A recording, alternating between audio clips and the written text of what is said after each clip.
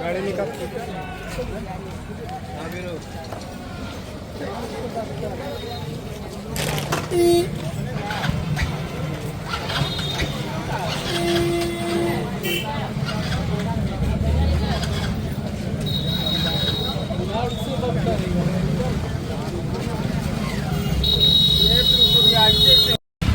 आसमा जी का लड़का हमारे रोड अकबरपुर में ना एक्सीडेंट कर गया।